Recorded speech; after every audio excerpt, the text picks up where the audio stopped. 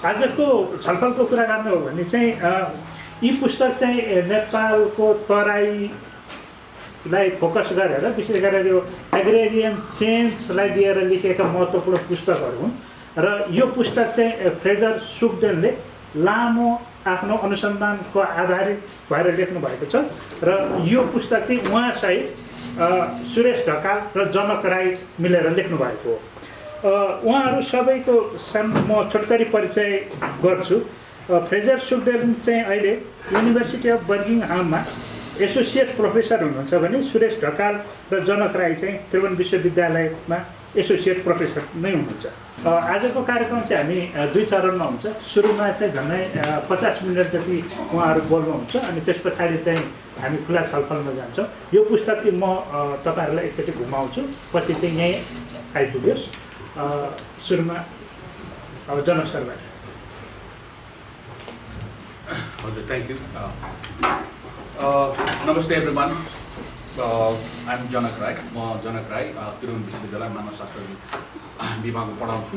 I would like to thank Martin Chautari for giving us this opportunity to discuss our books and also to discuss Fraser's book. त्यो भन्नुभन्दाखेरि मलाई अलिकति just to give you context, we three happen to work in Moran. We have been doing fieldwork in Moran. Interestingly, our PhD fieldwork kind of coincided. You know, Suresh and Fraser started their fieldwork in 2006. I started my fieldwork in 2007. Suresh and Fraser knew each other, but I hadn't met Fraser then. So then, when I was writing my dissertation, later on, actually I was reading Fraser's, very fresh, dissertation and citing him in my own work. And then, and then later on, Fraser kind of like approached me because some of the work that I have done, was, very he found something relevant in that. I was working with Adivasi Dhimal at the time, and I was still working with them. And my focus was not on the peasantry as such. I don't consider myself as a student of peasant studies. By my research focused on this Adivasi Dhimal, and my question was, why were they landless when there was enough land before 1950s in Tarai?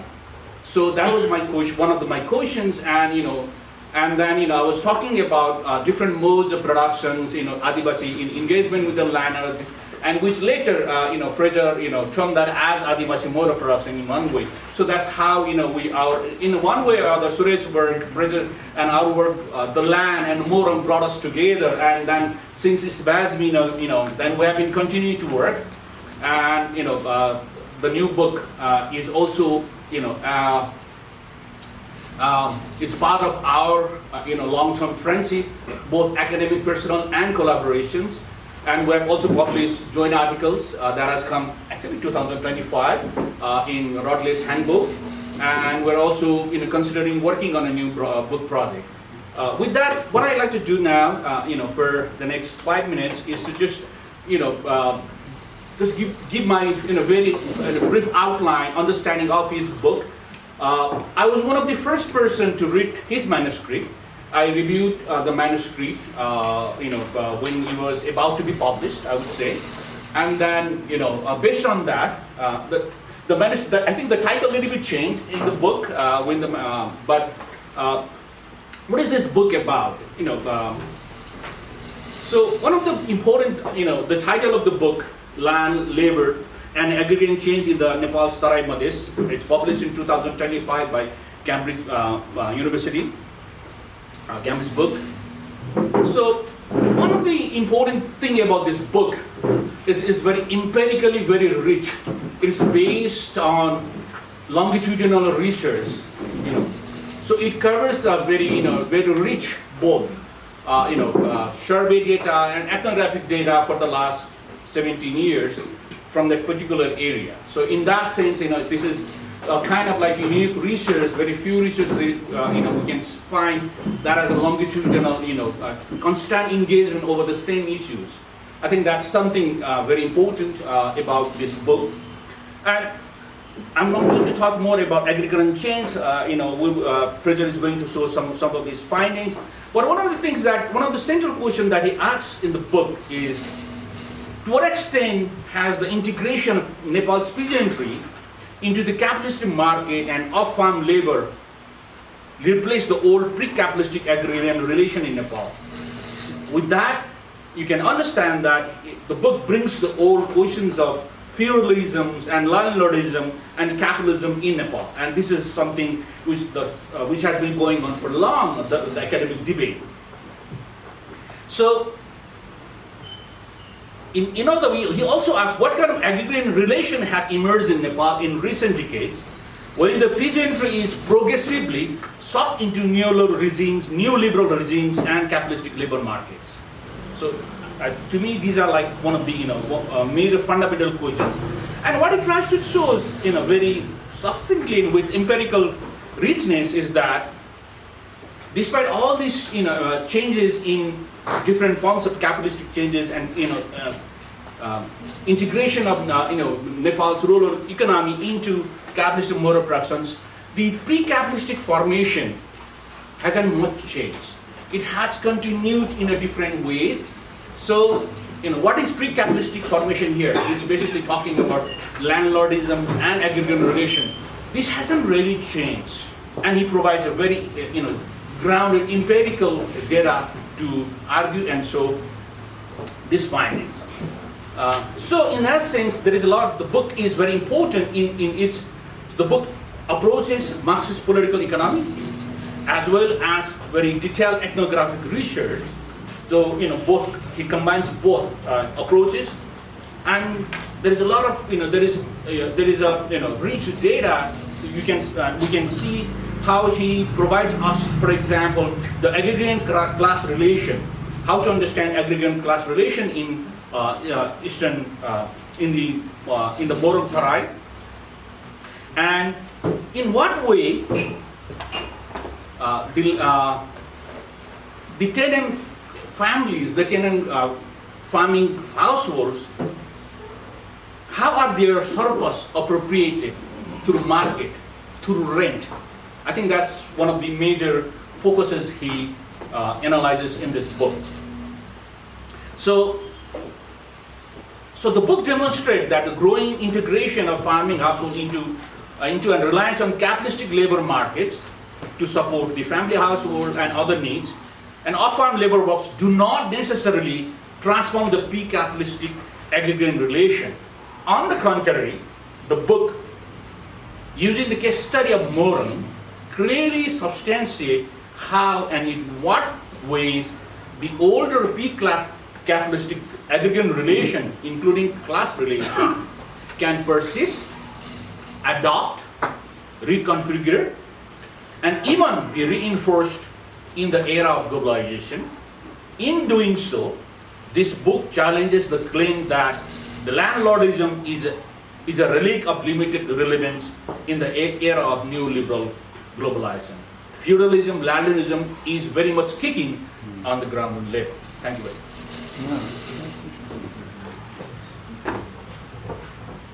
Thank you. Thank you, Janji, for this very succinct overview of the book. Well, I'm in the middle. It doesn't mean that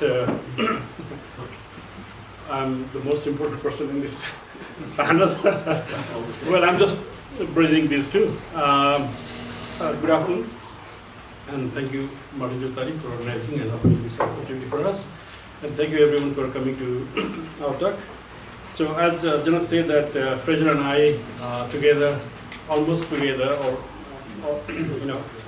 almost the same year, we started our fieldwork almost the same year in neighboring villages.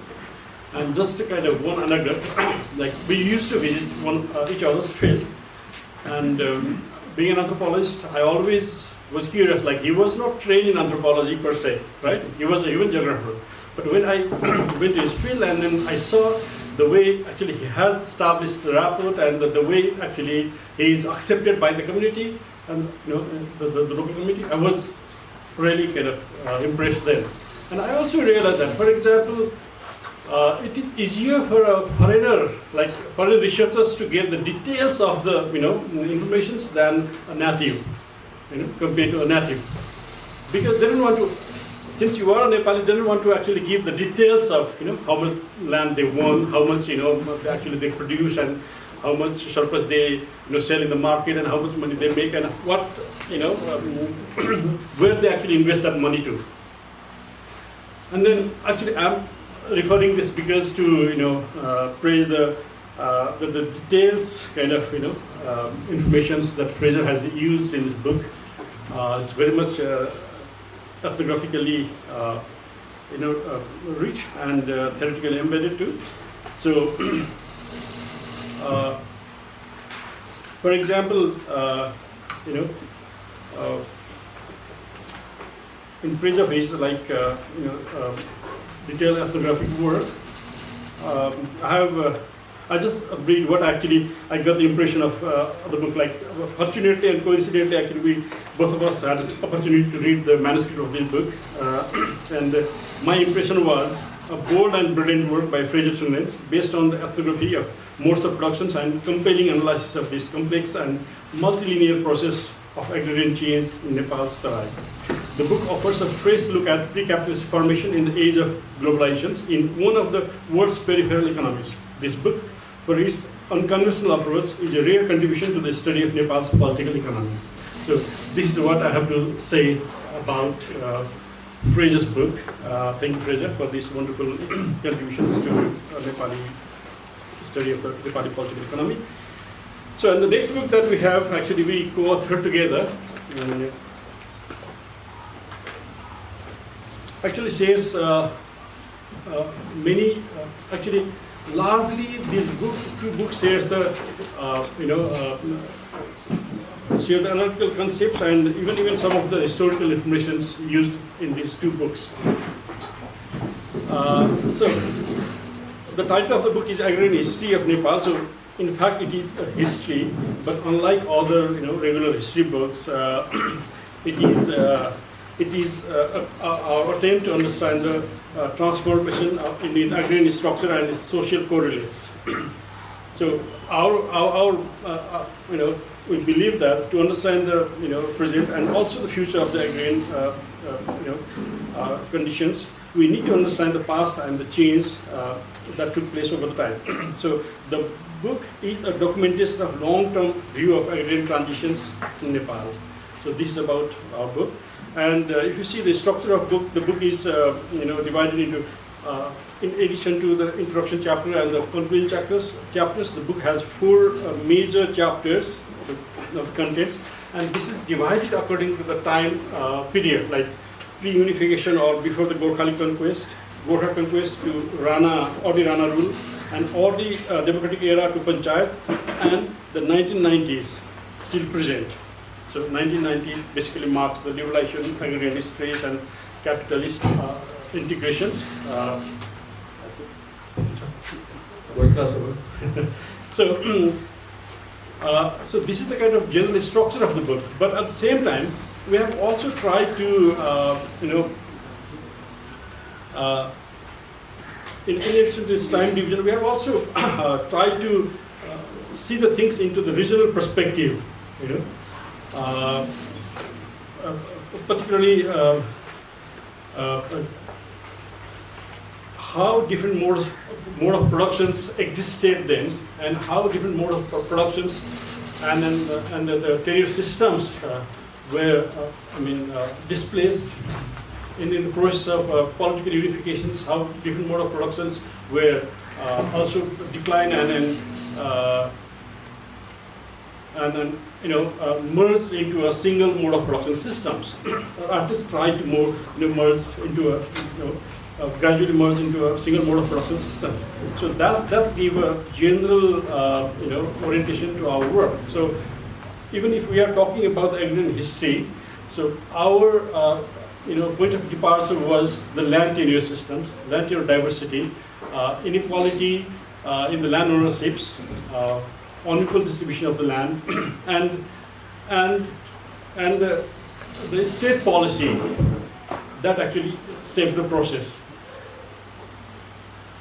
In our analysis, we have tried to connect the micro and macro context, and the macro and micro context of the agro-ecological change, and connecting several such dots, and we have tried to create a picture of the agrarian history of Nepal. So I'm also conscious about the time. So basically, as I said, that's when we talked about the agrarian, we actually talked about the land tenure diversity, and the mode of productions. How was the mode of productions then? What kind of land tenure systems, diverse land tenure systems existed then, and how they changed over times, particularly by the influence of or interferences of the state land policy. That was our kind of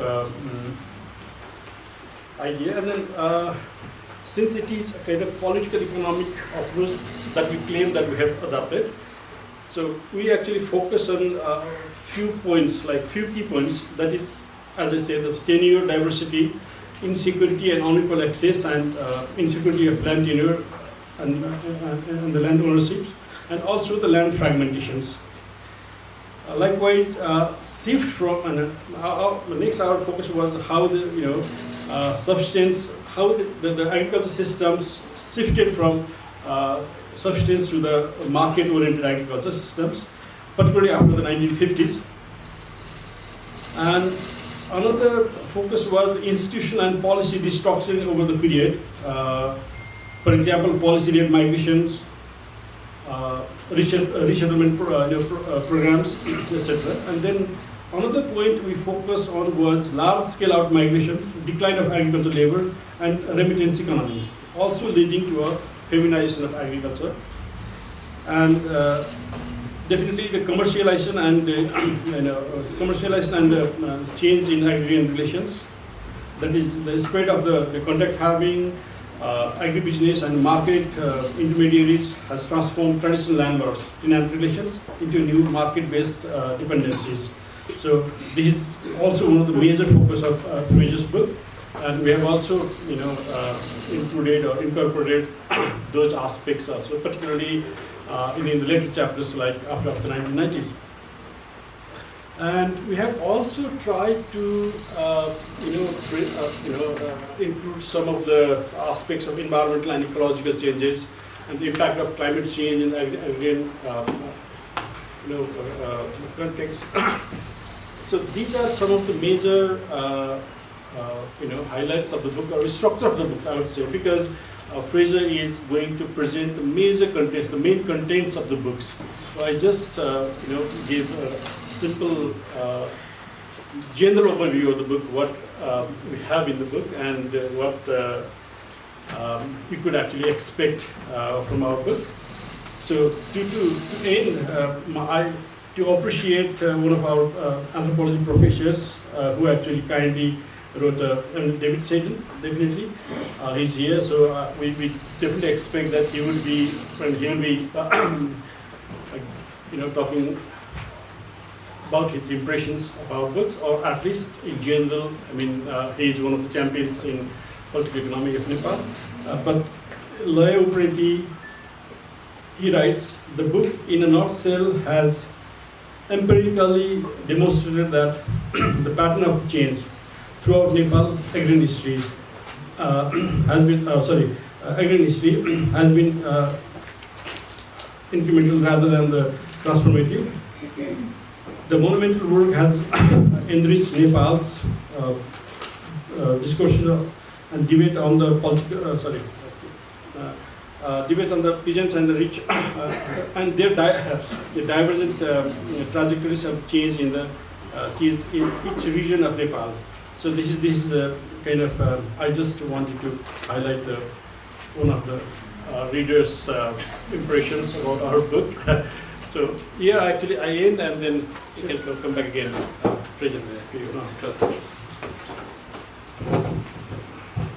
Yeah, thanks, Suresh. So I'll go a bit more of the substantive content to books. Starting off with the first Agrarian History of Nepal, because this is probably the bigger overarching manuscript. My own solo authored manuscript is more of a localized case study. and a bit more theoretical. But this is probably so if you had to read these in order, I would probably read this one first and then this one afterwards. So I'll start with the Agrarian History of Nepal. I think the first question is why history matters for agriculture. Our books are not conventional history studies. None of us are historians. None of us. I mean, I certainly am not trained as a historian by any means, but I'm trained as an agrarian political economist. And agricultural political economy really requires history, because it's about how agriculture is changing over time and how class relations are changing over time. And it's embedded in some really fundamental theoretical concepts around the transition between different modes of production within agriculture. So what we do in this book is we start off, in kind of prehistory, we work our way through the Gorkha conquest, and it leads right up to the present day. And the idea really is that when looking at agricultural transition, you cannot understand the future without understanding the past. Because what you have to do is to understand the processes of change. And to understand the processes of change which are happening now, you need to understand what they've come from. So I'll talk a bit more about this as I go on. So I think there's several fundamental features, fundamental overarching themes in the book which came out, particularly related to Nepal's political economy. And I'd say probably for us, Janak has already mentioned it, I think the most fundamental sort of conjuncture in Nepali agriculture is this great divide between the sort of Adivasi agrarian formation and an agricultural system dominated by sedentary peasant farming, which could be either under a sort of feudal system or under a more independent peasant economy. And this is also a much deeper difference between different ideas and different relationships with land. On the one hand, you've got the kind of individualized relationship with land, which is associated with contemporary peasant economy or also feudal systems of agriculture, versus, on the other hand, the kind of more communal relationship between people and land. And there's also a difference between the tendency for economies to redistribute surplus and use them for the kind of at a lineage base or a village level, or for a surplus to be accumulated. Now, of course, all economies, all modes of production have both accumulation and redistribution, but certainly the Adivasi agrarian system is much more redistributive and more communal in orientation than the kind of more modern sort of peasant economy or the sort of older historical feudal economy. There's also linked to two very different types of cropping cultivation as well. Adivasi mode of production is much more heavily oriented around shifting cultivation, or zoom cultivation, or korea, we call it, and also oriented around the production of coarse grains, such as millet and buckwheat, for example, whereas sedentary peasant farming or feudal farming is much more oriented to terrace agriculture and the rice and wheat cropping cycle. And this is due, again, to very different relationships between land and labour. Korea cultivation, shifting cultivation is more conducive to where you have communal ownership of land over relatively large areas, free access to forests by lineage, and also a large ability to mobilise communal labour. Whereas paddy production traditionally, and this is not just Nepal, but across Asia, across Southeast Asia in particular, you see this big divide between the paddy producing communities, which are generally more hierarchical, which are more associated with the ability to control labour rather than to share labour. So like Adivasi versus kind of conventional peasant. Fieldwork in Moron. And interestingly, our PhD fieldwork kind of coincided. Suresh and Fraser started their fieldwork in 2006. I started my fieldwork in 2007. Suresh and Fraser. Very different forms of agriculture. And I think the dissolution of this sort of Adivasi mode of production and its replacement with sedentary peasant farming or feudal agriculture is probably one of the most significant changes in Nepal's political economic history. But this also echoes change which is emphasised across upland Asia. So you'll see the same story being repeated in somewhere like Laos and Vietnam, in the uplands of China. So it really is Indonesia as well. So it really is and I say much more broader, it's global actually, if you go back far enough. So I think I should emphasise also that the sort of so-called Adivasi mode of production is not necessarily restricted to groups who might be associated as Adivasi today. Historically, there's a lot of evidence that a Khasa economy in sort of far western Nepal, before the Khasa Empire, was also very much a communal economy. It wasn't what we might call a tribal economy today, lineage-based control over land, transhumance, semi-nomadic elements. However, it became feudalized and Sanskritized in synergy around the time of the Kasa Empire in the Middle Ages, and then it gradually expanded westwards. And as this westward expansion of the kind of caste economy was also the westward expansion of sedentary terraced agriculture, or this is really the westward expansion of feudal and peasant modes of production and I saw the gradual dissolution of the kind of more indigenous Adivasi mode of production which existed before. And the Gorkha Congress really was the defining moment in accelerating this transition away from Adivasi agriculture and towards either feudal or independent peasant sedentary agriculture. The dissolution took place through several processes. Firstly, the process of taxation. This undermines surplus redistribution within Adivasi society. It drives monetization of what was previously a kind of more in-kind barter-based economy. The creation of an indigenous functionary class, this creation of intensifying. There was always hierarchies in Adivasi society, but these hierarchies were intensified when you sort of appoint a tax collector or an administrator for the centralized feudal state. This drives accumulation and the tendency towards accumulation, as well as differentiation internally. And then also on an ecological level, the clearing of the forest frontier, an introduction of property rights, which were often not present under earlier modes of production. This drives this push towards feudalization and sedentarization, and it also undermines sifting cultivation, Korea cultivation, which was central to Adivasi agriculture.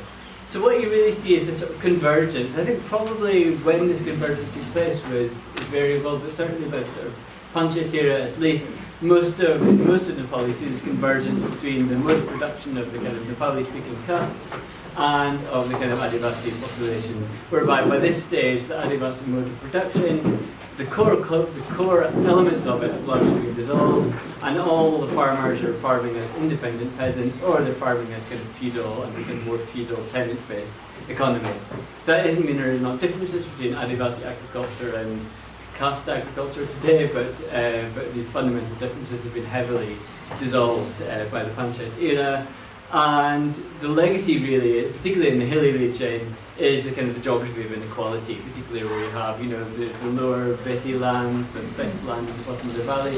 Across Nepal today is predominantly farmed by upper castes, Nepali-speaking upper castes, and generally the hill slopes is more likely to be farmed by Adivasi, although this is not hard and fast rule, but this is the general trend you see across the hills. And then of course in the Tarai, the legacy is obviously you've got inequalities between hill settlers and the Adivasi peasantry, as well as things like the Kamiya system, tenancy, and so on.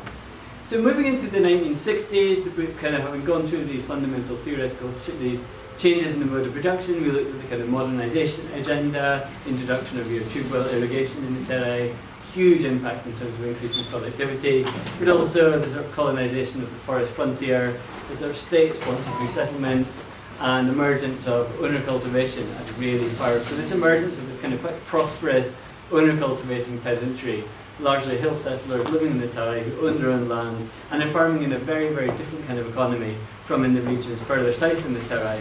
So you see this divide within the Tarai between the northern belt of the Tarai, which is home to hill settlers, people who own their own land, relatively prosperous, and then further south you've got the area which were home to the Madheshi communities, but also indigenous communities such as the Tharu, for example, where you're seeing much more kind of inequitable, much more feudal agrarian relations. And parts of the central Tarai in particular, this really was many people in all the debates we had with the villages. This was kind of the heartland of feudalism in the 60s and 70s. You had a really kind of almost a classical sort of zamindari type system. And this also the big change by the Panchayat era is that it's the landlords, it's independent landlords who become the primary appropriator of surplus, not the state. So up in the Rana era, the state was the appropriator of surplus, but by the Panchayat era, it's individual private landlords who are the appropriators of surplus. So they're cornering the surplus. And the fate of the peasantry remains more or less the same. It's just a different exploiting class. The 1990s, you see transition towards capitalism, you see the dissolution of cottage industries, you see here on the right, traditionally manufactured goods, and on the left you see imported manufactured goods. This is in Dingla and Phojpur. So you begin to see these shops cropping up, you begin to see traditional industries falling apart. You also see the emergence of small towns, monetization, rising demand for cash, this access to markets, suddenly people have access to money. I mean, you see this change. This is Bhojpur Bazaar in 2007 and in 2022. So I took this picture in the same place. You can see the transformation on the same street once the road has been built and once this area has been integrated into the market. It's not just in terms of bigger buildings or kind of pucka houses, it's actually just the shops everywhere, consumer goods, imported goods everywhere. Whereas previously much more of the goods were what was available locally. You're also seeing climatic stress, which we covered, as Suresh mentioned, climate stress, drying up of springs, but also financial distress. And I'm always careful about overemphasizing climate because it's a convergence of ecological as well as economic stresses which is facing the peasantry. And then growing articulations with capitalism after the 1990s, not necessarily through commodity production as envisaged in many of the kind of grand agricultural perspectives plan or agricultural development strategy, but articulation with capitalism is through wage labour.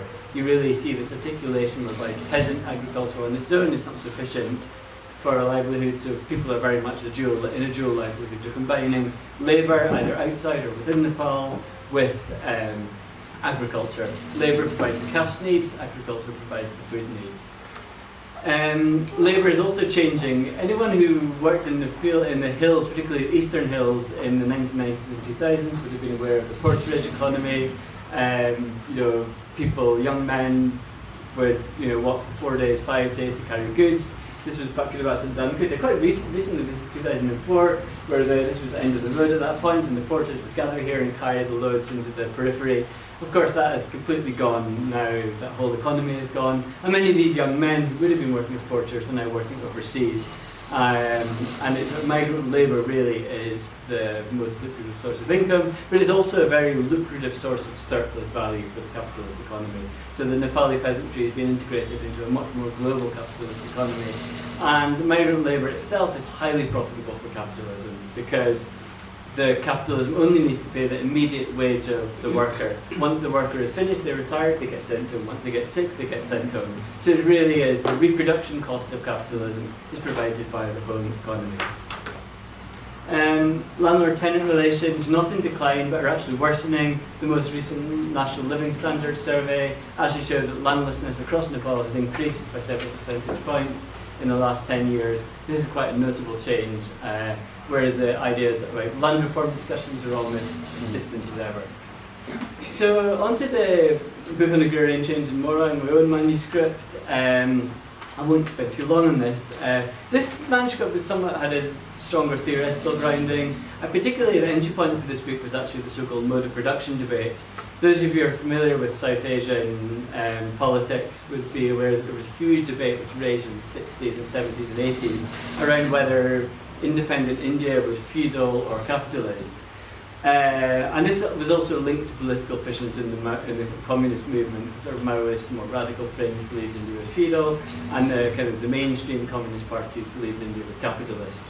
But that aside, this debate was never really settled, and in reality it very much depended on where you went in India. If you go somewhere like Punjab, it was moving towards capitalism. Places like Bihar is still very much feudal in character and still is today. But I think one thing which is clear is that by the 2000s, that South Asian agriculture has definitely not made fuel transition to capitalism, with some exceptions. However, at the same time, this very static model of feudalism, which many of the big agrarian Marxist theorists talked about back in the day, back in the 70s, is really not existed. It doesn't exist anymore. The vision of feudalism was of this very closed economy whereby landlords, they don't want the peasants to innovate because that will undermine their ability to extract rents and extract debts and so on. Because of labour, because of access to labour markets, people are not trapped into this bondage like they were in the 60s and 70s. However, that doesn't mean that landlordism and feudalism is irrelevant.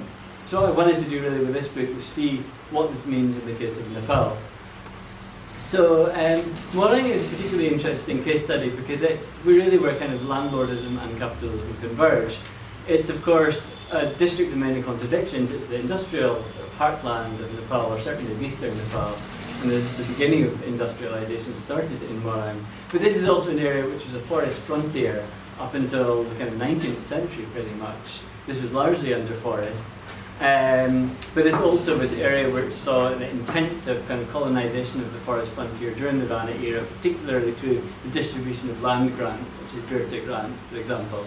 So, and this also saw a very rapid subjugation of indigenous communities of this belt, so the Vajranshi, Dimal, Gangai, Tharu, Bantar, who lived there before. This area, there was a very rapid reclamation of the forest frontier. A lot of the land which was used for shifting cultivation was cleared, and sort of feudal fiefdoms, small feudal estates were set up across this area, across this belt of the Tarai, which was set up to collect tax, maximise tax revenue for the Vana regime. And this, of course, rapidly led to the dissolution of the Adivasi mode of production. So the Adivasi mode of production in the Tarai was probably dissolved very, very rapidly compared to in the hills, where it's a more drawn-out and gradual process. This is the tax collection office in a village in Morang, one of the Tharu villages. One of the big changes, of course, with the Tharu elite was kind of co-opted. It created a kind of functionary class, and they were given the role of collecting taxes, and they became a kind of local Zamindari class. So there was kind of two main landlords in the 19th century. There was the Tharu elite, the Tharu tax collecting class, and there was also the recipients of Birte grants, who were mainly from the hills. These were mainly kind of hill people, politically connected families who owned large estates in the Tarai. Now, there was a sort of shift to a more decentralised form of feudalism by the 1950s. Land tax was devalued, or the value of land tax began to decline, but as land tax declined, the rents increased. So again, you see the same process whereby rent becomes the primary source of surplus, not taxation. And this was a major South Asia-wise process of change. You see the same in the kind of British India in the early 20th century. The British also started lowering the agricultural tax, or kept the agricultural taxes stable, and with inflation they became devalued, whereas landlords filled in the gap and began to appropriate a greater share of the surplus.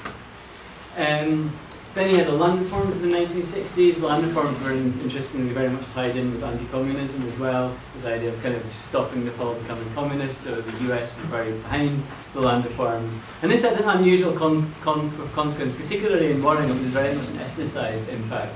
The indigenous landlords, the kind of Tharu landlord class, were the ones who were first to lose their land. So most of them had their land taken away during the reforms. Many of the old Tharu Zamindars who lost the land due to debt, or due to being kind of selling off the land at a very bad price, or a lot of very bad deals with sort of speculative incomers. Whereas at the same time, who were the kind of the bigger landlords, the Birtawalas, those who received land as land grants, were much more successful at holding on to their land. A lot of them were politically connected, they were connected to the bureaucracy. And we spoke a lot about this oral histories we collected, and Suresh would have also covered some of these, and Janak also. That there was those landlords were able to, those who were politically powerful were able to hold on to their land despite land reform. And of course, this land, of course, in places like Morang, it's very fertile, it's well irrigated, so of course these lands are all the more lucrative to hold on to. So what are the kind of contemporary agrarian stresses? So this is actually the bulk of the book, is really more. So the first third is historical, the second 2/3 are very much contemporary. What is importantly is around about 38.46% of households in the survey that we did were landless. This was across, it was across 5 villages or 5 VDCs at that time and then municipalities. So 38.46% were landless, split equally between tenants and marginal farmers. 43% of farmers have less than 0.5 hectares, so that's far too small to really have a viable livelihood. And 82% of these are operating as tenants, most of their land. So the majority of these marginal owners are also tenants. So they might own 3-4 kata of land, and then the rest of it, 2 biga, will be under tenancy. Once you really see the data when you look at 65% of land is under tenancy across the sample, and in fact two of the villages, Tala and Vajra, is 79%. So you're talking about a substantial area of land under tenancy in what's one of Nepal's considered one of the wealthier districts of Nepal. Land ownership, most of the farmers who own land are from the Tharu community, and a very small number of hill settlers who live in the kind of the town. Most of the Rajmansi, Bantara and Munda communities are completely landless, or they own like just a homestead only, so they're functionally landless. The question is, what happens to surplus? And this is where we engage really with the question of feudalism. How is surplus appropriated? Well, the primary surplus appropriation is rent. So sharecropping is still quite widespread, but also a lot of it is fixed rate tenancy. In fact, you're seeing more fixed rate tenancy now, where a fixed assignment of grain is provided to the landlord each year. Absentee landlords like this because they don't need to go to the village, they don't need to negotiate, it's fixed. They sometimes, even the merchant, the grain merchant, will collect the rent on behalf of the farmer. There's also a lot of interlinked contracts. In the Moran region, they have this Kathmandu system whereby the grain merchants extend credit to the farmers. This has declined a little bit by the time this book came to press, but for landless farmers, it's still where most of them get the credit from. Those who have land, they have other sources of credit, so they don't need to go to this. But this is a very exploitative system because not only do they get charged interest, they also get a depressed market price when they repay. So the way it works is they get money from the grain merchant, they give them grain at harvest time, and the amount of grain they give back is calculated according to a sort of depressed market rate, with interest added on top of that. Then there's also price manipulation through the whole grain milling economy. Don't have much evidence of this, but a lot of even the merchants complained about this, but it needs more research. Big thing is what happens to harvest. So 40% of harvest goes as rent, 15% of harvest goes as what you might call distress sales, so that's generally selling to repay debts that were used to buy inputs. About 10% is used to pay for services, so paying for a threshing machine, for example, or paying workers on the land. And only 35% of actual grain output actually remains in the household. So you're talking about 65% of the surplus. 65% of the annual grain in each household is being basically taken away. This is for landless households. It's a little bit less for small landowners, but you see the point. A large share of the surplus is being drained away. 109 kilograms on average grain per capita is retained by landless households, and 252 per capita for those with less than 0.5 hectares of land. These are smallholders. And the food security threshold, which we calculated, is 318 kilograms per capita. So you can see that people are really way below the food security needs due to these multiple forms of surplus appropriation. There's also other changes: decline in Jasmani system and cottage industries, imported factory-made goods. These are the same things across Nepal. Collapse of cottage industries. People are spending more money. The demand for cash is higher. Monetization of life cycle events. This is a wealthier Tharu family. The wedding gifts. So you see the refrigerator, the air conditioning units. Very expensive gifts are being exchanged, often far beyond the means of the farmers who are selling. This is one of the wealthier households, but still, even amongst the poorer households, there's expectations that things like motorbikes are exchanged during weddings. So you're seeing quite very expensive life cycle ceremonies. Soaring price of agricultural inputs as well. Cost of fertilizer, cost of diesel for irrigation, all of this is rising. Second last slide, sorry. We also looked at some very contemporary, so we did a panel, part of this book. I did my PhD in 2007, then I went back and did a restudy. We collected panel data from the same households. So just to give you an idea of some of the changes which have taken place during the duration of the book itself. So between 2007 and 2019, average size of plots by owned plots, used by owner cultivators, is dropped from 0.71 hectares to 0.48 hectares. So plots are getting smaller as land is subdivided or as land is sold to pay for weddings and other expenses. Small decline in landlessness from 41% to 38%, which has to be viewed positively, and this, I believe, is possibly due to remittances being invested to buy land. But interestingly, land is not being bought from the absentee landlords. The amount of land belonging to absentee landlords in town is exactly the same. It's almost the same. However, this land is being bought from other farmers, so it's due to sort of internal transactions within the peasantry. But one of the reasons is that land now has speculative value. They're building new roads everywhere. This is close to Biratnagar. They've expanded the municipal boundaries. Land has now got strong monetary value. And what's also happening is not only is land value increasing, rents are increasing. So farmers are moving to fixed rents or tekka rents. And it used to be around 25 to 30 months of paddy per biga.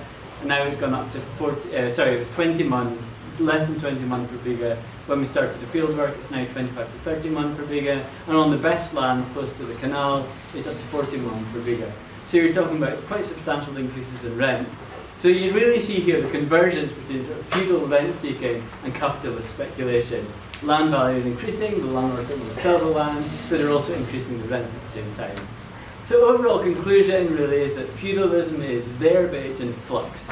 It persists, but it's not the kind of archetypical semi-feudalism described by the earlier scholars of feudalism, such as Anthropology and people back in the 1970s. There's very limited evidence of kind of interlinked contracts of, of landlords also giving loans and then farmers being bonded to landlords. That doesn't happen today, especially not somewhere like Northern where they're absentee landlords. But control over the means of production, control over land remains the same, and rents continue to rise. So you see the sort of confusion of feudal and capitalist rent seeking. So that's everything. No, thank you very much. हामीले पुस्तक बारेमा चाहिँ लेखकहरू केही कुरा सुनिसके पछाडि अब हामी चाहिँ खुला छलफलमा जान्छौँ। तपाईहरुलाई पनि धन्यवाद छ। अब चाहिँ तपाईहरुलाई पुस्तक बारेमा पढ्नु भएको छैन भने पनि सोध्न मिलिहाल्यो। अनि क्वेशन चाहिँ नेपाली र अंग्रेजी जुन भाषामा पनि सोध्न सक्नुहुन्छ। क्वेशन सोध्दा चाहिँ तपाईहरुले को वक्तालाई सोधिएको हो त्यसलाई अलिकति लोकेट गरिदिनु भयो भने सजिलो हुन्छ उत्तर दिन। अब फ्लोर ओपन। हात उठाएर अथवा केही सङ्केत गरेर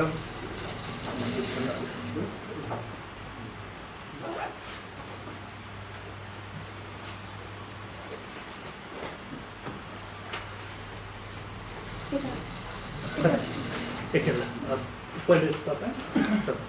So one quick question. To what extent these two books may influence the policymakers, the government, especially in the Ministry of Agriculture and Planning Commission?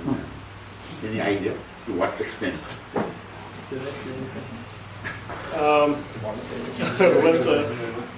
I think you already know the answer. Like, for example, our policies are not very much informed by this kind of research works. They hardly rely on their own data. But we have some experiences.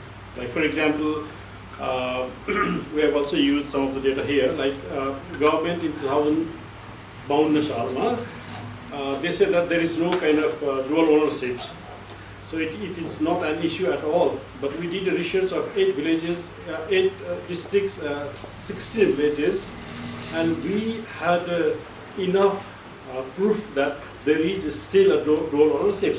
And then the government actually opened for one time the registration for the tenancy rights, right? So these sort of things can happen. And another kind of thing we have argued in both books is like the tenure diversity. For example, there are several tenure practices in the local level, which we have actually largely used a kind of overarching term like the Adivasi model productions, which is not considered by even the land policies of the government, the present land policies. So, but in several discussions or engagement with the ministry people, they have at least considered some of the aspects of these things. And about these transitions things, I think the government is not that, things are not in the control of the government. So whatever the bazaar takes, the government policy takes the same shapes, I think. So if you want to add. I mean, I think, yeah, it's a really important question. I mean, I think land reform has not been a fashionable policy topic really for 2 decades, really. And even this sort of, Gen Z movement or whatever, it's urban-based, I mean, there's no... But at the end of the day, it's up to around about 3/4 of the population is still somehow engaged in agriculture. 2/3, roughly, is it about now, is rural. Depends on how you draw the line, but on the whole here, we're still predominantly an agricultural economy, and landlessness is increasing, so I think it's a huge concern. I think let's see after the elections if whoever comes into power is interested in land reform, but we'd be happy to contribute. I mean, we're already, one thing we have been doing is we've been experimenting with collective farming as a kind of a way to address the challenges of landlessness and land fragmentation. So we've mainly been focused on Bihar and West Bengal actually at this stage, but we have done some pilots in Nepal as well, but we are quite keen to extend this into Nepal to try and consolidate land and form collective farms, which kind of where even tenants can take a group lease and then they can farm collectively as tenants, and then they have the capacity to bargain with landlords, they have capacity to negotiate over lower rents. So these are halfway solutions. So these are not the only solution really is land reform. And you may, but just kind of a small note, like for example, to influence the policy making process, you have to have a kind of intermediary agency, right? So that's the like for example, the researchers do the research, and governments out there, and they don't have a kind of luxury to do all those research reports, but there are some agencies who actually communicate it to the policy makers.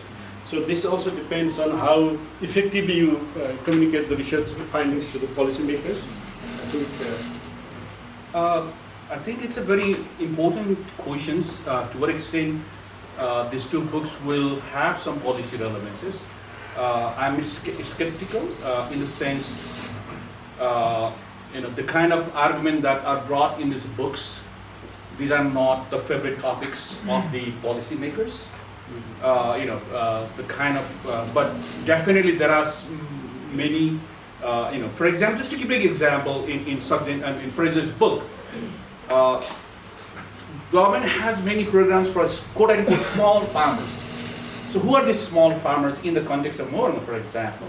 As he showed in the data, those farmers who owns less than 0.5 hectares are the one doing 80% of our tenancy.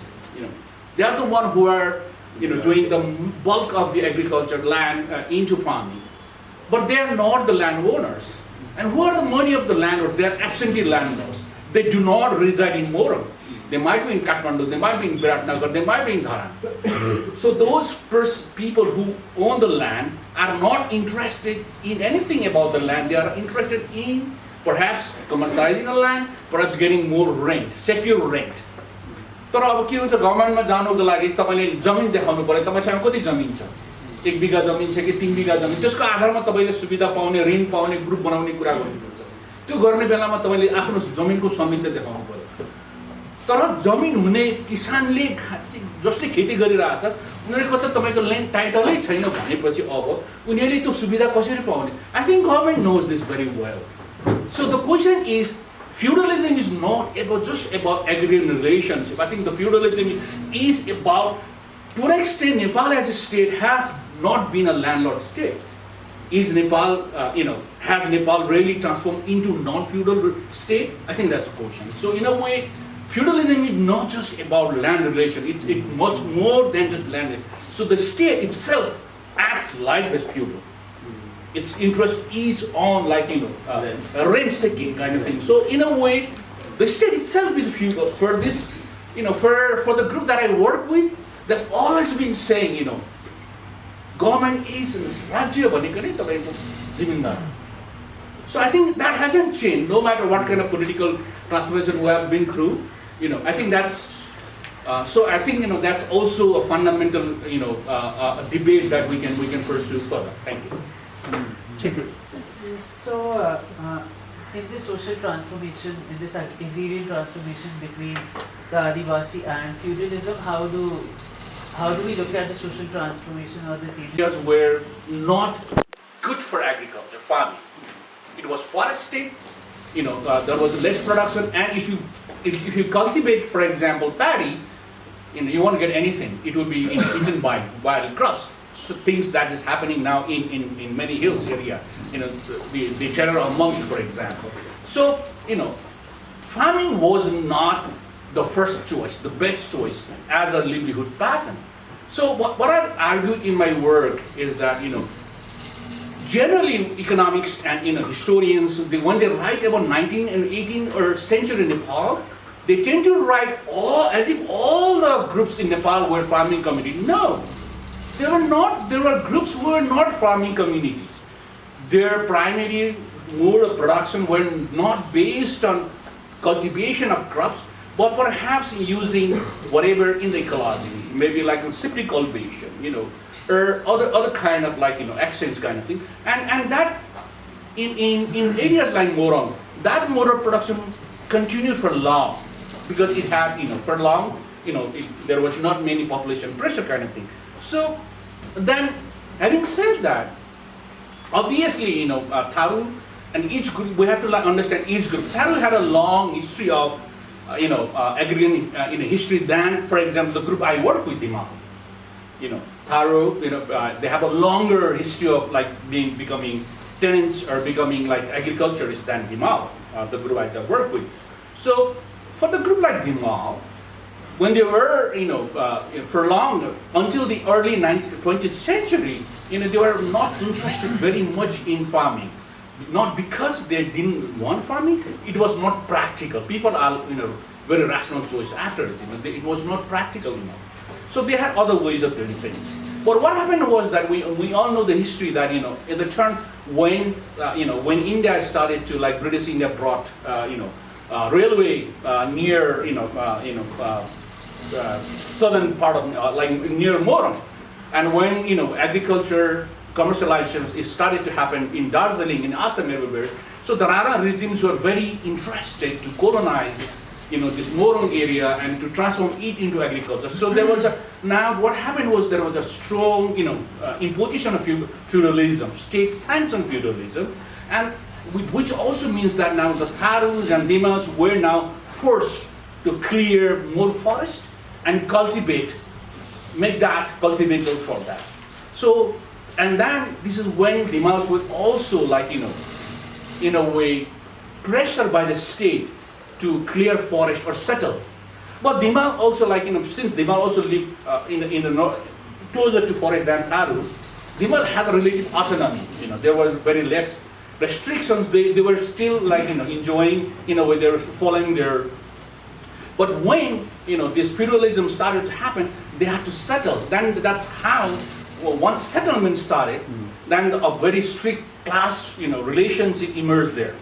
But interestingly, what is, so then we can see kind of a feudal relation within, Dhimal's community as well. Their traditional chief became the, landlord. But their indigenous relationship did not persist, So their primary relationship between the village head and the other were still mediated by kinship. It was less exploitative. But what happened was that, I think Fraser mentioned, so then ultimately there were few, maybe let's say, 5 or 6 Dhimal who had like, let's say 300 300 biga jamin bhako Dhimalharu chani ek duई jana आए. So now what happened in 1960 with the land reform, this landlord, Dhimal landlord, also became landless. Many of them became, they were the one who lost their land was taken away by the state. But other groups, because of they had a political alliances, because they could get more information from district headquarters, like, okay, how they say, so they were able to sell or like, transfer the land to others, wherever Dhimal were unable to do that because they didn't have social capital, cultural capital to safeguard their, land. So, this is not just a story, but this is a pattern that you can find, across different Adivasi groups. So in that way, after 1964, a landless Dhimal, who were landless, quote unquote, landless from the very, from the ancient time, and the landlord Dhimal, they became both proletarized. They both group became landless. So, and the question was, why our group were becoming landless, but other landlords could still save their land? I think that sense triggered into political movement later on. So that's why many of them became communists later on during this. So there is a history. So what we're trying to argue in this book, in the both books, says that is like to understand even the political movement, you really need to go and look into into this different what happened with the land, what kind of land ownership changed. That will help us to understand the different forms of class relations.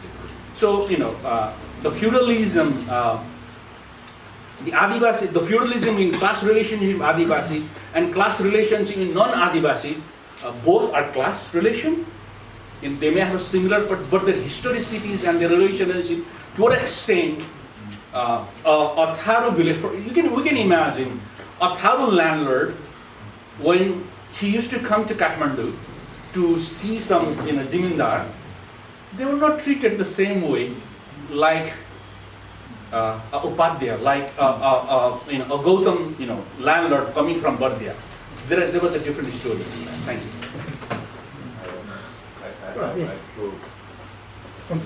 I have two contradictions and two questions. One contradiction is that traditionally, like for example, Tharus and Timals, they were the one. I understood that you said they are operating on marginal land. That is not correct. They are, in fact, they are operating on a very productive land. They used to operate on a very productive land. But when marginalization occurs over the years, they were shifted towards more marginal land. For example, river bank. So this is one contradiction. So the next contradiction is that what I understood from your side is that the same ethnic groups have less exploitative relationships in land relations. For example, a Tharu landlord is likely to exploit less to a Tharu kisan that does not hold good. I have these are not empirical, but I have observed that this is not true. This is two contradictions. Two question is that how is the role of science and technology in agriculture that helps or that stop the process of this feudalism, this capitalism, these things, because agriculture is science. We should consider agriculture is science. It's not simply plowing land and just throwing seeds. This is science. The next thing is bank. Because bank, I do not know, nowadays commercial banks are not going to the rural areas. But in the past, the Agricultural Development Bank, the Nepal Krishi Vikas Bank, used to go to the very rural areas, and farmers have to keep that land at a mortgage, and maybe banks are now the feudal. They are the feudal owner nowadays. I doubt there is any individuals who are really a feudal owners, but I doubt the banks could be a feudal owner nowadays. So this poor observation. Thank you. Two observations, two questions. In fact, two contradictions. More questions? I'll just add to it, I think it's more of a query than a question maybe.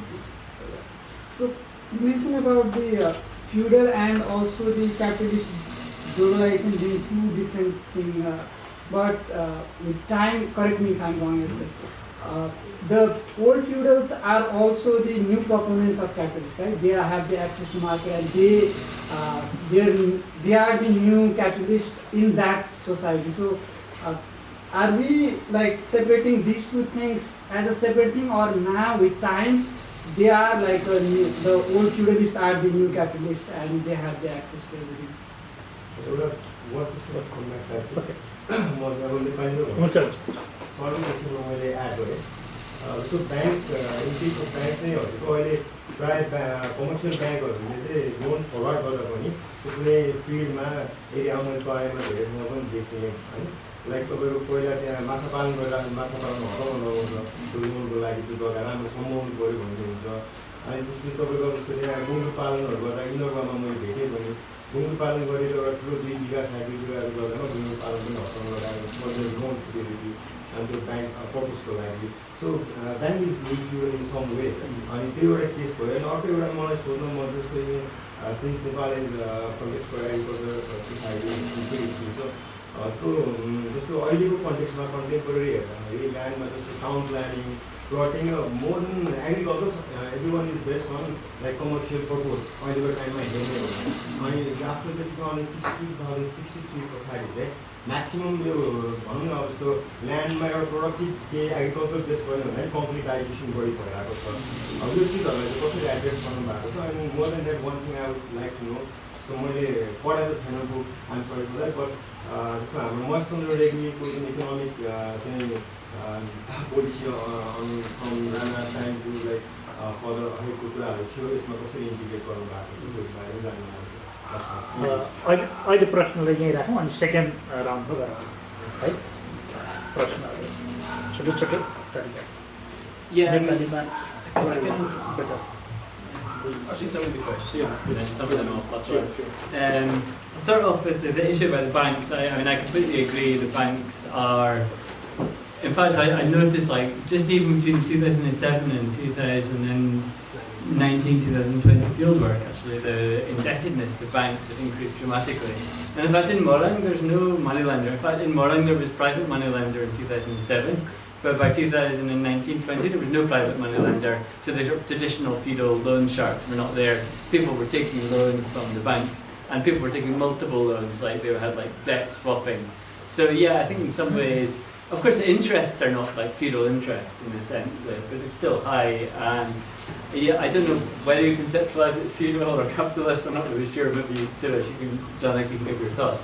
But the banks are a serious problem, yeah. And also people would take loans for things like, like say like fish farming or pig farming, but actually the loan is used for something else, for like often consumption costs or repaying another debt. So it's often not used for what they say they're going to use it for.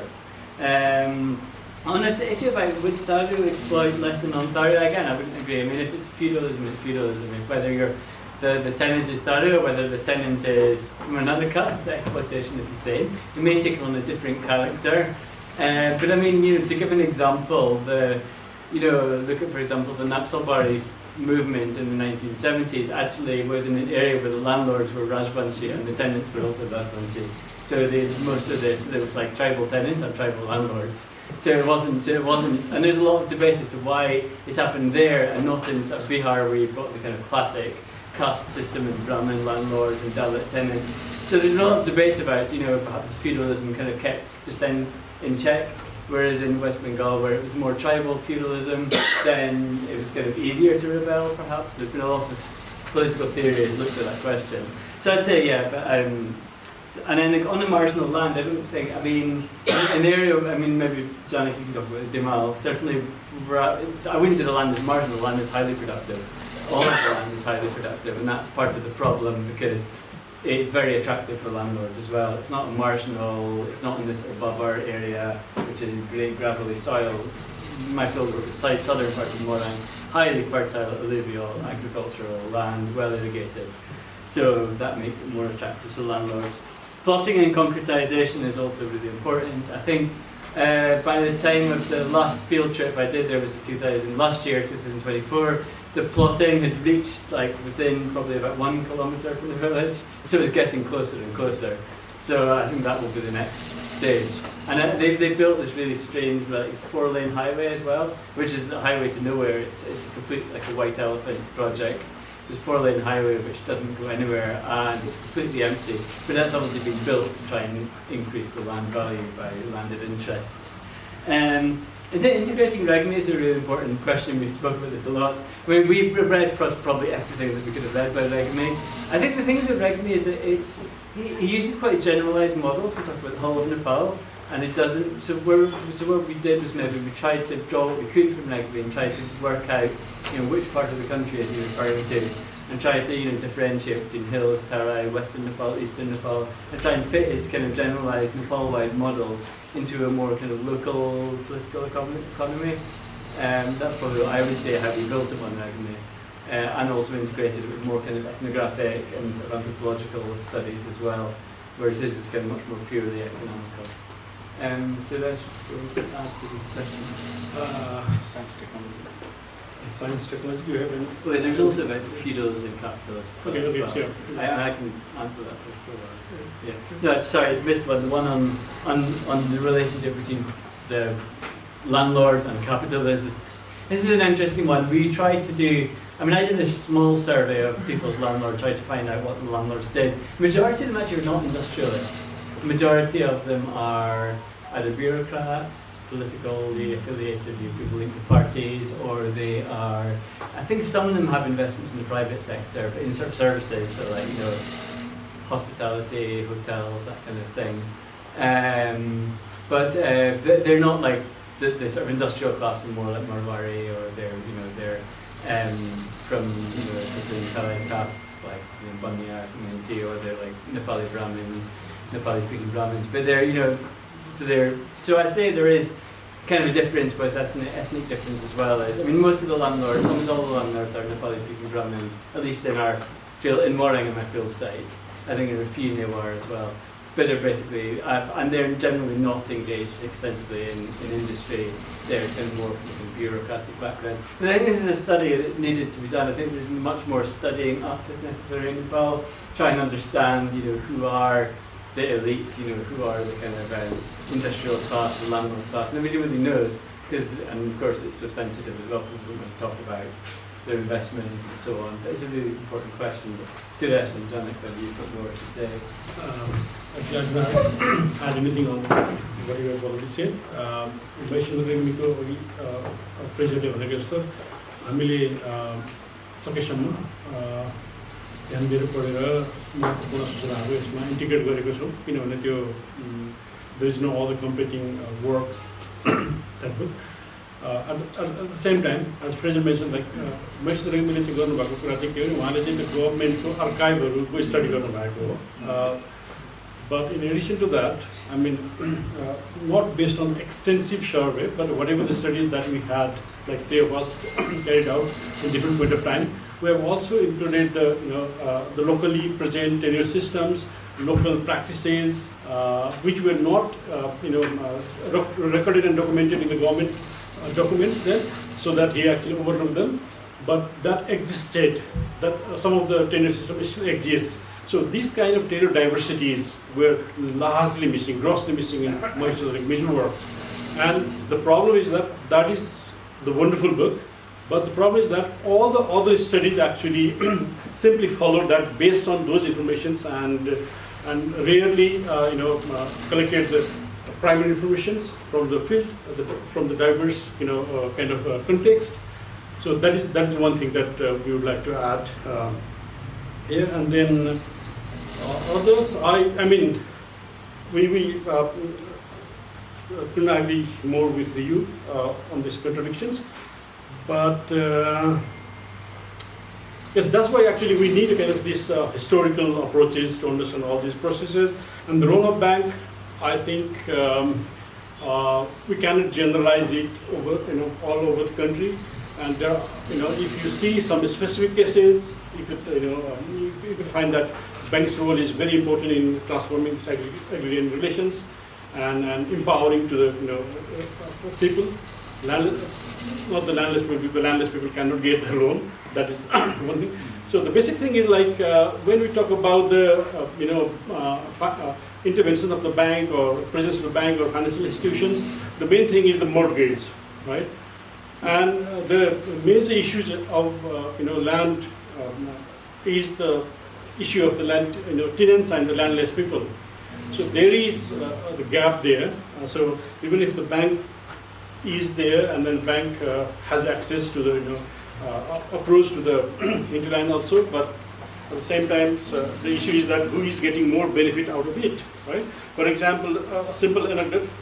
I was asking to Krishi Vikas Bank to local office line, and then there were people complaining that we don't get the loan for the goats, rearing or the fallows or small things, but there are some other people who are getting regular loans. And I asked to the bank manager, and then bank manager honestly said that we are more concerned about the returning of the loan.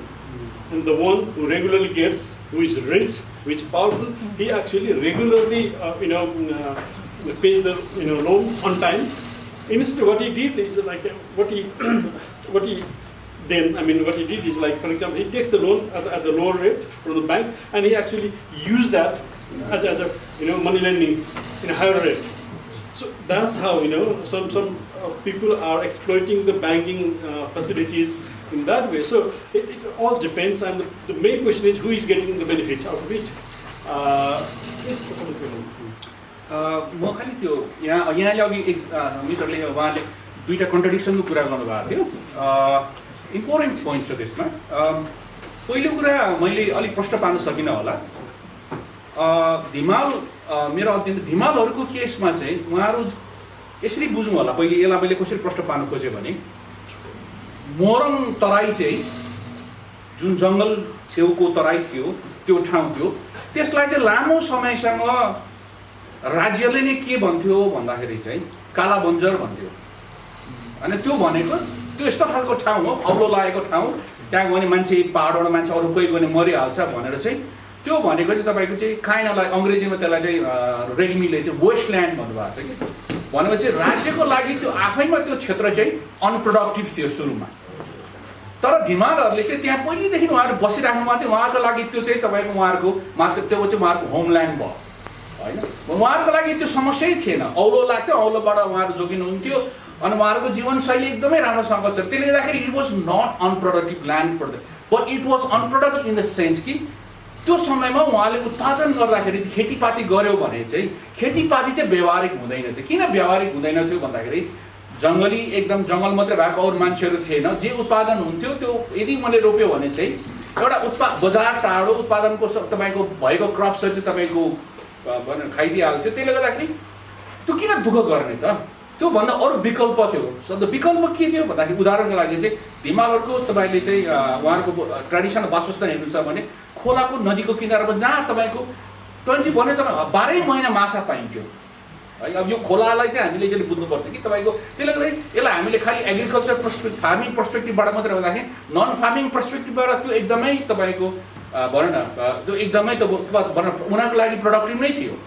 भयो के भन्दाखेरि जब तपाईँ त्यसलाई चाहिँ अब त्यसलाई तपाईँको अब फरेस्टलाई क्लियर गरेर तपाईँको जङ्गललाई चाहिँ तपाईँको क्लियर गरेर त्यहाँ त्यसलाई उत्पादनमूलक ल्यान्ड बनाउने भनिसकेपछि चाहिँ आदिवासीहरूको लागि तपाईँ कन्ट्राडिक्सन कहाँबाट सुरु भयो भन्दाखेरि चाहिँ उनीहरूले नै तपाईँको त्यो जङ्गल फाँड्नुको लागि सहयोग गर्यो राज्यलाई, किन अरू आएर त्यो गर्न सक्ने क्षमतै थिएन। उनीहरूले नै तपाईँको त्यसलाई तपाईँको फाडेर तपाईँको अब भूमि बनाइदियो, खेतीयोग्य भूमि बनाइदियो। तर के गरिदियो भन्दाखेरि पछि उनीहरूलाई नै त्यहाँबाट चाहिँ खेदाइदियो त्यो वीरता। त्यो अनि के हो भन्दा यो जमिन त हाम्रो पहिलेदेखिको वीरता हो, राणा पालनमा हामीलाई वीरता दिएको भनेर ती उत्पादन अब लिन थाल्यो। नम्बर 1। अर्को के भयो, अब यहाँ राजमार्ग आयो। राजमार्ग आइसकेपछि त्यो ल्यान्डमा तपाईँ जब राजमार्ग गइसकेपछि त्यसको लामो कथा छ, म अहिले तपाईँलाई भनेर त्यसको राजमार्गले के गर्यो भन्ने कुरा। राजमार्ग आउने बित्तिकै अब नम्बर 1 त जब त्यहाँ तपाईँको खेतीपाती गर्ने तपाईँको अब सम्भावना कम हुँदै गयो, त्यसपछि पाहाडबाट तपाईँको मान्छेहरू झन् खालि झोडाको कुराहरू यहाँलाई थाहा छ, झोडाको कथा के ब्रह्म त्यहाँतिर गएन भने मतलब के हुँदाखेरि चाहिँ जब औलो उन्मूलन भयो त्यसपछि ल्यान्ड रिफर्म भयो, त्यसपछि तपाईँको हाइवे आयो, यो सबै कुराले के गर्यो भन्दाखेरि चाहिँ आदिवासीहरूको लागि चाहिँ उठीभासको कथा चाहिँ त्यहाँबाट सुरु हुन्छ। नम्बर 1 कुरा है त्यो त्यसरी। अब मैले डेफिनेटली तपाईँको ल्यान्डलर्ड एउटा आदिवासी ल्यान्डलर्ड हुने बित्तिकै ऊ तपाईँको शोषणकारी हुँदैन भनेर मैले मेरो तर्क नै होइन। तर कुरा के भन्दाखेरि चाहिँ हामीले नेचर अफ त्यहाँको ल्यान्डलर्डिजमको हेर्दाखेरि चाहिँ मैले मेरो म 2007 सालदेखि 2007देखि सन् 2007देखि काम गरिरहेको छु। मैले एक त मैले अघि नै भने धिमालहरू धेरै ल्यान्डलर्ड थिएन। मैले उहाँहरूसँगको इन्टरभ्यू लिएको छु, उहाँहरूको घरमा बस्ने मान्छेसँग इन्टरभ्यू लिँदाखेरि त्यो लाइफ स्टोरी हेर्दाखेरि चाहिँ there was a different forms of relation. At least म धिमालको केसमा के भन्नु सक्छु भने त्यहाँ शोषण थिएन भनेको होइन, तर there was also it was not just economic extraction, there was also kinship there. किनसिपको कुराले गर्दाखेरि उनीहरूको तपाईँ नातागोताको कुराले होइन, आफ्नै तपाईँको उनीहरू किनभने उनीहरूको समुदायभित्र क्लोजमा तपाईँको बिहा हुने चलन छ। यी सबै कुराले गर्दाखेरि चाहिँ तपाईँ एकदमै विस्थापनै गरेर तपाईँको त्यो गर्ने खालको कथाहरू चाहिँ धिमालको कथाहरू चाहिँ कम छ।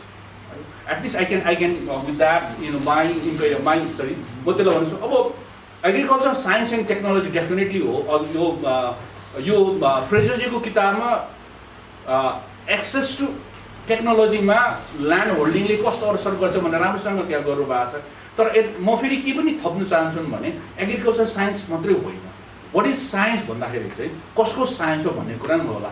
नत्र भए धिमालहरूले तपाईँको चाहिँ असर लाग्ने बेलामा नै आदिवासीहरूले चाहिँ उनीहरूको तपाईँको गाउँको पूजा किन सुरु हुन्छ त, जब खेतीपातीको सिजन आउँछ अनि गाउँको पूजा सुरु हुन्छ। गाउँको पूजा किन भन्दाखेरि कृषिलाई नै तपाईँको सम्बन्धित भएर गर्ने त्यही। So agriculture is also equally more about cultural thing, culture dimension there in there, मान्छेको रिलिजनसँगको कुरा छ। त्यसले गर्दाखेरि so there is a but religion भनेको चाहिँ फेरि अगेन त्यो भित्रको नलेजको कुरा आयो भने there is also a knowledge different knowledge system if you think science and knowledge system are in one system, then there is also a different forms of knowledge that can also be a science. Thank you.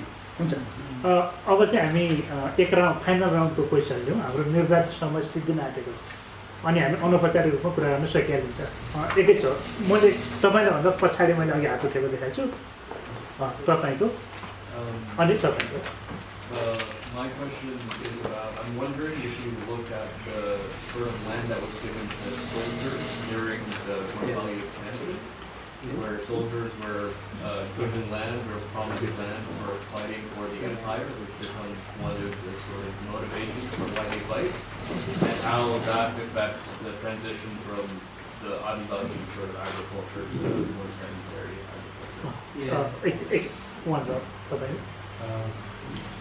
Thank you. My question is about the capitalism. While you discussed about investment, is my question also. I'm not sure how you have used the idea of capitalism or the process of neoliberalization in the context of Nepal. In my view, and in my study, actually, I'm studying in Kathmandu Valley. The question of agrarian question, actually, it involves the issue of seed, fertilizer, and the or farm inputs, where not just state labor and the wage interact, but it is extremely a concern of the multinational companies, the global capitalist interest. So how this the capitalism in the larger sense, the global capitalism, the corporate capitalism actually works in the agrarian question in your field, in your research. That's my question. Oh yes, तपाईँको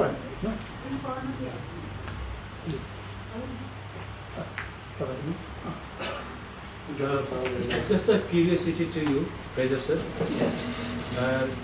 In your research site, you conducted the research, and you made us know that the hill people and some Tharu people, they are the landlords, but they are the landowners.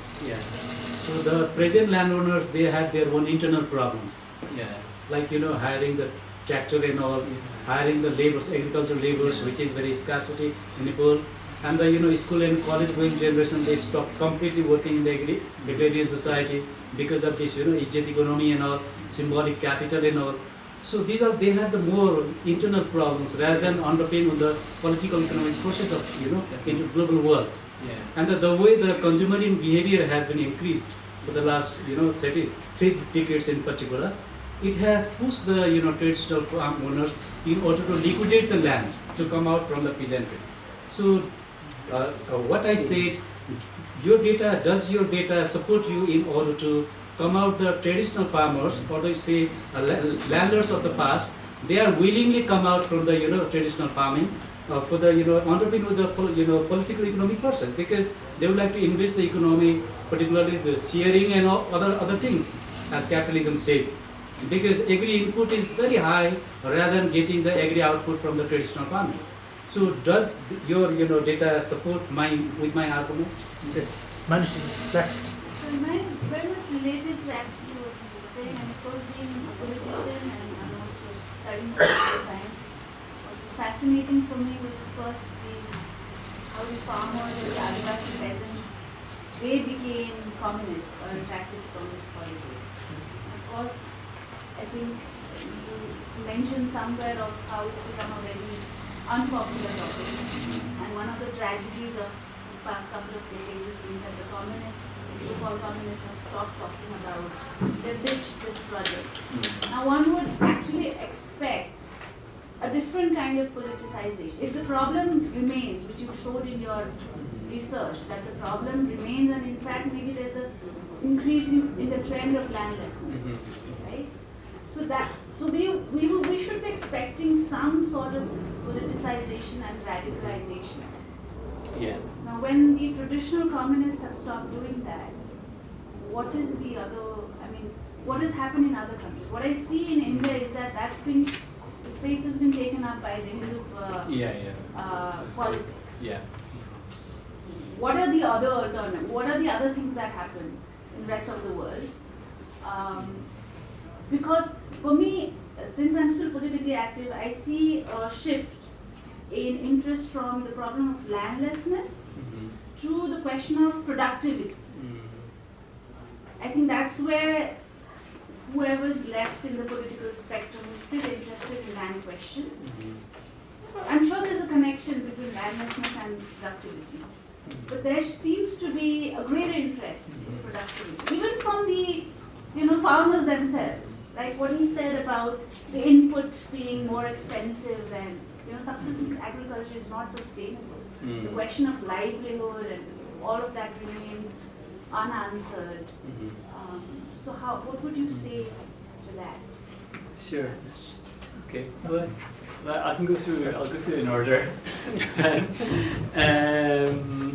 So first question related to Jagiir land. I think we touched upon Jagiir assignments in Agrarian History of Nepal books of land given to soldiers.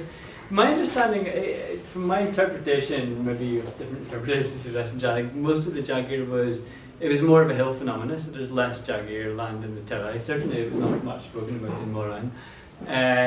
But particularly it was more, you might say, the lower hills, so a lot of the areas around contemporary district headquarters, places like Dunkuta, for example. I know there was a lot of Jagiir assignments there. And some of this even predated the Gurkha Empire. It was under the Sen Kingdom, the Jagirs were given out then. So I think, I think that probably facilitated the kind of early dissolution of the kind of Adivasi economy in the areas which were kind of more settled and closer to, more connected to trade networks, the lower hills, more fertile land. Whereas when you go deeper into the hills, you have much more of a pure Adivasi economy, persisted for much longer. And when you go to the higher hills beyond the paddy growing area, then the Adivasi mode of production, as you might call it, shifting cultivation continued up until the 1960s even.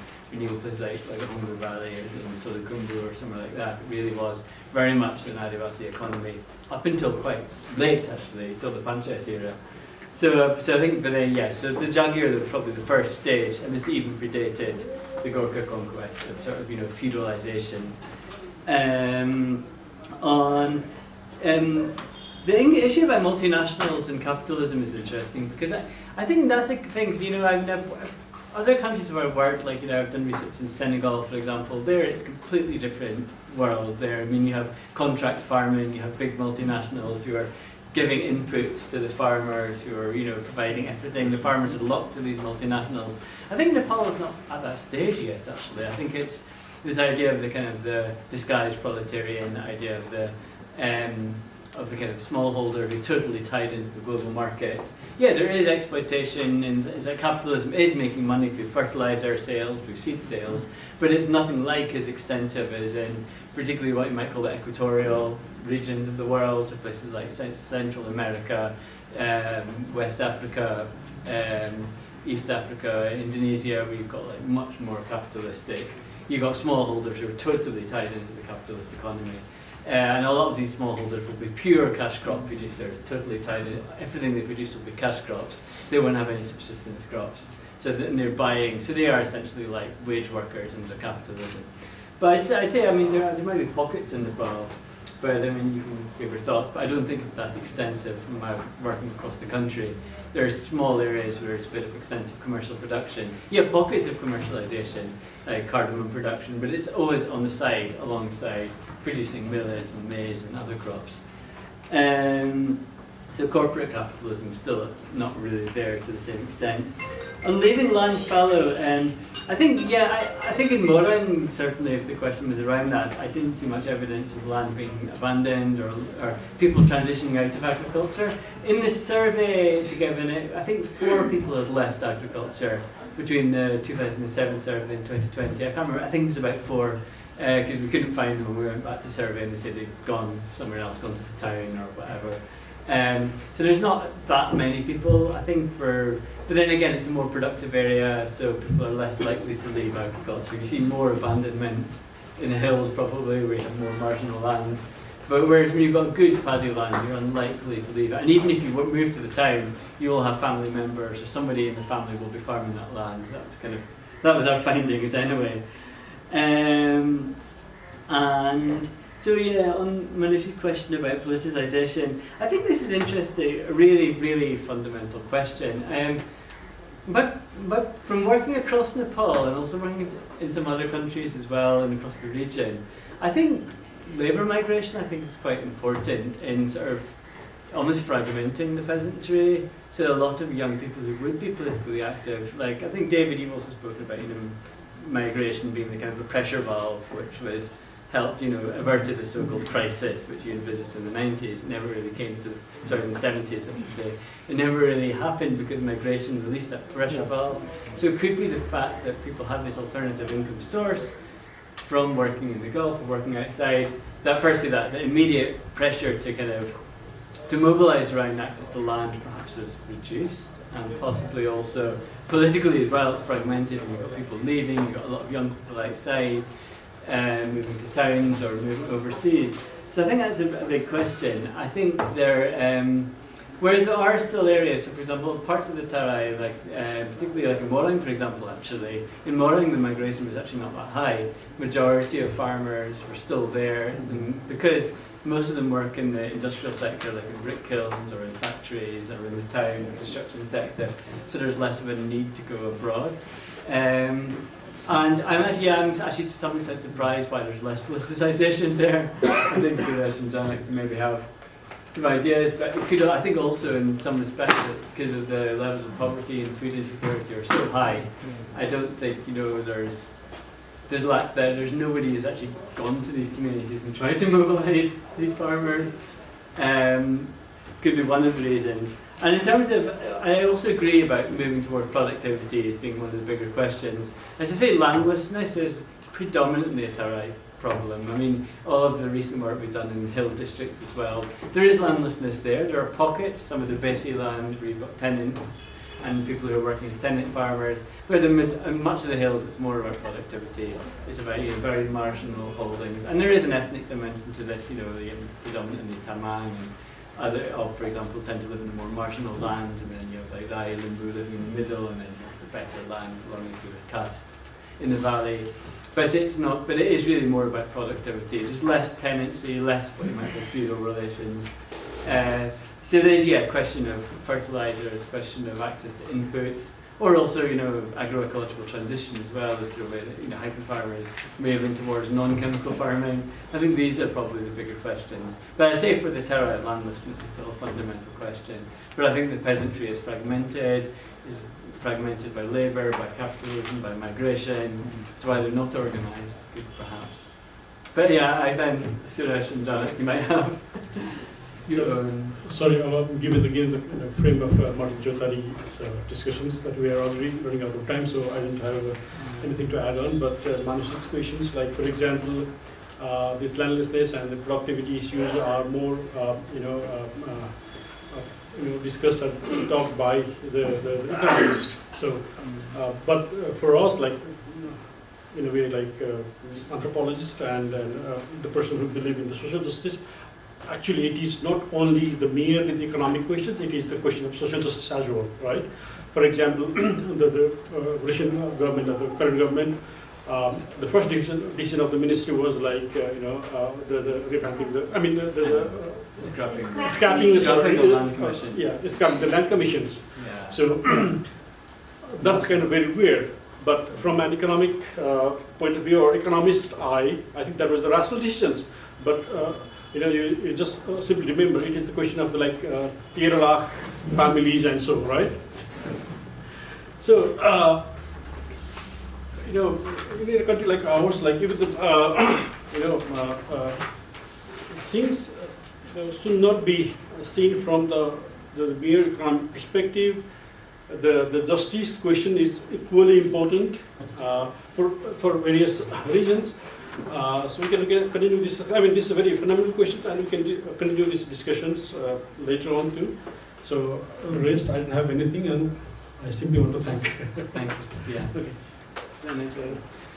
I just have perhaps One thing that I would add is there is an important, Fraser is right to say that, in Moran, to some extent also in Sunsari, unlike in the hills, there is a, still the agriculture continues to, there is a, people are continue to do agriculture.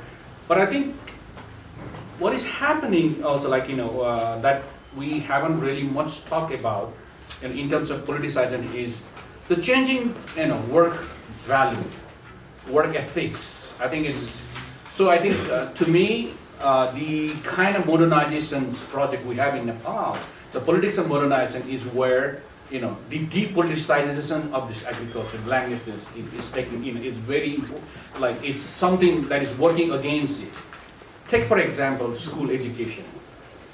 None of the education system that we do have really emphasizes farming. No one asks you to become farmers or so it's very, in a way, the place that I, we still have a farmland, we still we're not absentee landlord, we still do in our area, people, young people cycle 20 kilometers in the morning to work in the factories in Dhuabi, but not work in their farm. So 20 kilometers for 10 kilometers to go from Sunsari to Dhuabi and work in the factory and come back. So that's also in Parsa area. You can see in the morning you will see all the people in a bicycle coming to work far away to work in the factory, to do the wage labor, but not do the same kind of work in the agriculture for the same amount of money, for example. So in a way, I think there is also a fundamental problems of changing work ethics, work value, and I think we haven't really really paid attention what kind of work ethics are changing. We might bring to what extent Gen Z are interested in farming, in agriculture, in the issues of land tenure. I think I'll stop here. सबैलाई धन्यवाद। यी दुईटै पुस्तक काठमाडौँको major पुस्तक पसलहरू बज्र मण्डल लगायतहरूमा किन्न पाइन्छ। तपाईहरुलाई मार्टिन चौतारीको लाइब्रेरीमा पढ्न मन भए पनि मार्टिन चौतारीको पुस्तकालयमा पढ्न सकिन्छ। आजको कार्यक्रममा आएर बोल्दिनु भएको तिनैजनालाई अथर र वक्तालाई धन्यवाद। तपाईहरुलाई पनि धन्यवाद।